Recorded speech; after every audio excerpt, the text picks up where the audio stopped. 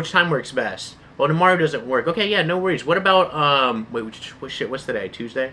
What about Thursday? Then I'll push for the next day. But just be in control of that process. And I promise you guys, kind of like what we're mentioning before, a lot of people, this is what separates the high performers, is that whenever you do that and you're not pushy about it, it's the customers will trust you more. They'll go with what you say. You'll get way less pushback.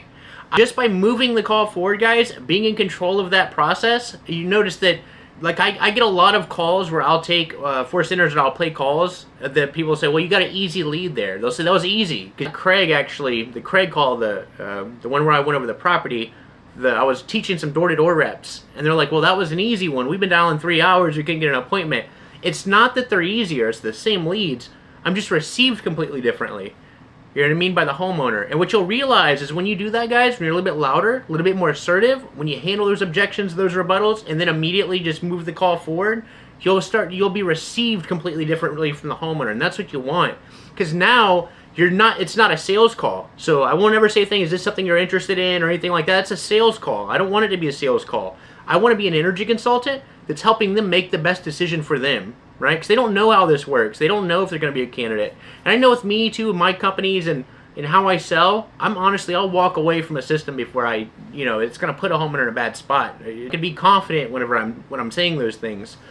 So again, that's the key, guys. To handle that objection, immediately moving the call forward. And again, I will probably be leaning more to like the lease side. See, now he's selling himself on it. And I'm probably going to be leaning more towards the lease. The way the economy is, and the Fed's increasing rates, and how these financing options are, man, it's been going up a lot. So I think the lease it's safer. You get savings. You're not taking on debt. I kind of agree with you. He's got another objection here. Well, you do sign the. He's got another objection here. Well, now, what if I sign it and I don't like it? What do you... by the way, I was surprised that this guy gave me this many... Lease, but the production has to be guaranteed. You know what I mean? So it's not like you can get it and then it does something way unexpected or anything like that. It's like it's not even your money on the roof. So even if something were to happen, something were to break, like it's serviced, monitored, warranted, maintained, all by the company, because they're losing money if it goes down. So it has to produce and it has to save you money. And I don't know, I can cover like,